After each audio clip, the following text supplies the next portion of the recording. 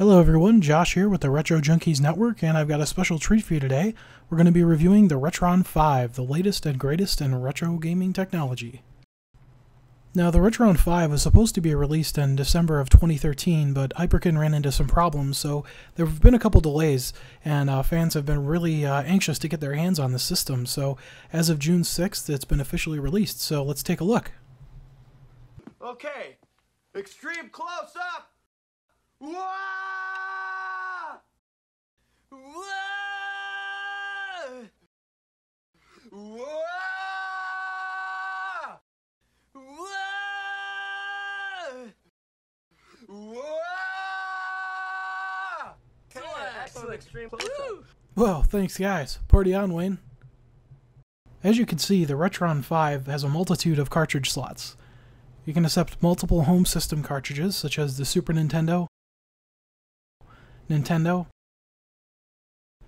and the Genesis, and also their Japanese or European counterparts, the Mega Drive, the Super Famicom, and the Famicom. In addition to home cartridges, the Retron 5 also accepts portable cartridges such as the Game Boy, Game Boy Color, and Game Boy Advance. Not only that, but the Retron 5 also features Super Nintendo, Nintendo, and Sega Genesis controller ports, so you can use your original controllers to play your games. And you can use any controller that you want for any system, provided that there's enough buttons to actually play the game. Well, this is supposed to be a review and not an infomercial, so how about we fire the thing up? What do you think? What do you say? Let's do it, eh? Let's do it! It's probably worth mentioning that the power button on the Retron 5 is located on the front, and you have to hold it down for about 5 seconds to power the system on. Let's give it a try. You put the cartridge in the slot. As it reads, you'll see the lights move, and then the light settles on the system that it identifies, and it'll show you the name of the game. So it successfully recognized our cartridge. Let's give it a try.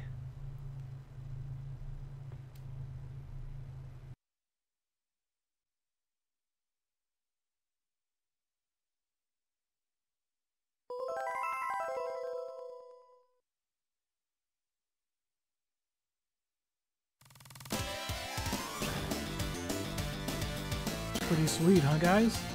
Like video games in 3D! Yes! Whoa! Now what you guys are looking at is actual game footage recorded through the HDMI from the Retron 5 itself. I've got an HD video recorder that I use, so you're seeing the full audio and video quality that's coming straight out of the Retron 5 system, which is pretty impressive to say the least. I've got scan lines turned on here, and I think HQ2X filter turned on. We could take a look at those later, but as you can see, the video is really crisp and clear. I was really happy with the audio. It sounds, to me, it sounds just like the original system. The colors are right. It's really vibrant, and it looks great on my TV. I've got a 50-inch plasma, so the regular AV gets stretched out and kind of distorted pretty bad, but this does a really good job of upscaling it to 720p.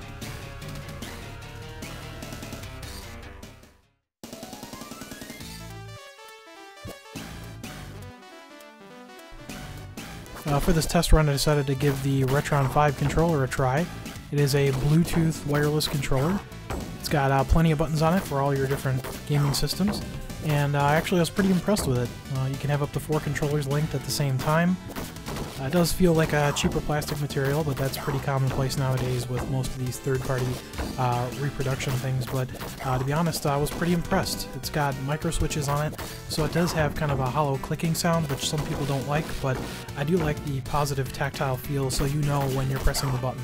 It's a little bit cleaner. I know sometimes older NES controllers, the buttons can kind of get sort of mushy, and you don't know when it's actually engaging the button or not, but it's really positive with this. One of the criticisms is that it does have a 8-way directional micro switch pad instead of your traditional 4-way directional pad, so sometimes you can accidentally throw a dagger when you're trying to move forward and whip in Castlevania, things like that. Let's move on to some more familiar territory. I wanted to show you guys an original NES game that we're all familiar with. Kind of a benchmark. Pay close attention to the audio and video quality on this. As you can see, the sound is right on. I mean, I couldn't tell the difference. I like to test with Mario, see those the question mark blocks. I can tell if the timing is off or if there's controller lag just by, you know, trying to hit those first couple of blocks, you know, because you're running and you have to hit the jump button at just the right time. So for me, it's a really good test. Like I said, a benchmark is always the classic Mario, just to make sure that the emulator is spot on timing. It's also easy to detect bad sound or graphics. But as you can see, the Retron 5 has faithfully reproduced Mario 1 just really well. I was really impressed with this. Again, the scan lines make it look really nice. Another feature of the Retron 5 is enhanced audio. It has the ability to make the audio crisper and cleaner than the original Nintendo. It actually sounds pretty accurate too. So the bass and treble boost are two other options I do have enabled. So for this recording, you're getting the full gamut of features. Another feature is save states. So I'm going to save right under this block here. You'll see a save state snapshot, and I'm going to go ahead and get the coins. And then by the push of a button on a controller, you can load that save state instantly, and the game will go back to the point right before I hit the block right here. And you can see I can hit the coins again. It's a pretty neat feature. Again, it's an emulator, so it's standard on all emulators, but it's just a really handy feature to have, you know, while you're playing on your TV, not necessarily on a PC. If you're playing a really hard game, or you want to practice speed runs or practice being a boss, learning the pattern of their movements or something like that can be really helpful. And, you know, instead of getting frustrated and having to start all over, you know, you might actually play through a game because you're not playing the same beginning parts of levels over and over. You're actually getting to experience the entire game by making it through the game. Because, as we all know, NES games are extremely hard in general, so...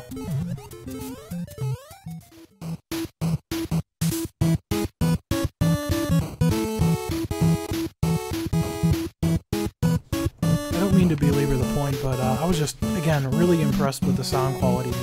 Just listen to this, it's fantastic. I think they did a great job on the sound emulation, and for me that's a really big selling point, because for me, I love retro game music, and having something that's fairly accurate is really a must-have for me, which I think they nailed. Now I wanted to switch back to talking about the video quality a little bit again. I'm going to switch through the different video filters so you can get an idea of what they look like and what kind of quality they can give.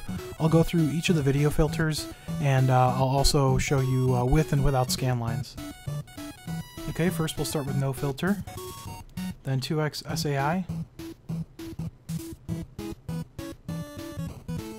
Super 2x SAI,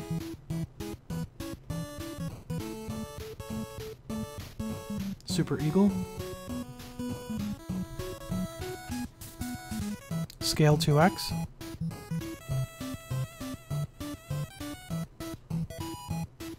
LQ 2x, and finally HQ 2x. Now I'll go back through them again with scan lines on. So here's none with scan lines. 2x SAI with scan lines, Super 2x SAI with scan lines, Super Eagle with scan lines, Scale 2x with scan lines, LQ 2x with scan lines, and HQ 2x with scan lines. And back to none.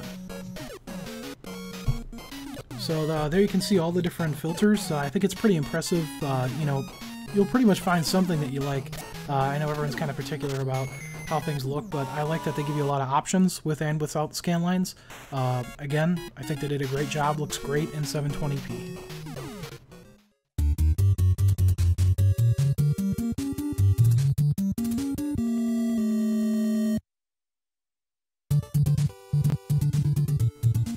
Now let's talk about compatibility.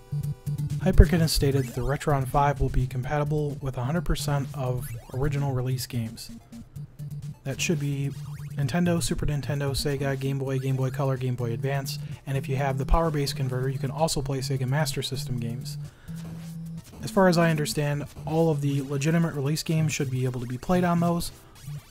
In addition to that, all of my third-party games, such as Bible Adventures, I also have a Tenjin game, I've tried all of those. All of those have been recognized and have worked so far. Another feature of the system is that it's updatable by SD card slot. Now, Hyperkin has already released 3 updates. Now, these updates have fixed existing bugs, added support for new games, and they've also added a cheat code database, which is available on their website now. It's got lots of cheats. It's a couple XML files that have a bunch of cheats listed for a lot of different games that you can access through the game menu. You can select which cheat you want to apply and just play those games instead of having to type in those long Game Genie codes, which is pretty cool.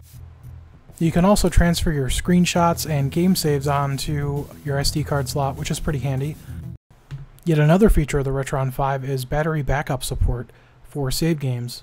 Whenever you insert a game that has a battery save, you'll see it'll load the game, it'll automatically import the save that is saved on the battery backup in the cartridge. Then you can also play your game and then save it back to the cartridge after you've made progress in the game. So it can kind of be used as a save management system, which is really handy. Well, in conclusion, I just want to say that I'm really impressed with the Retron 5. I'm glad it's there. It was kind of an unexpected treat for me, actually. I didn't think I was actually going to be able to get one, you know, early in its release, because I knew that so many people had wanted it, because it's kind of been a long time coming.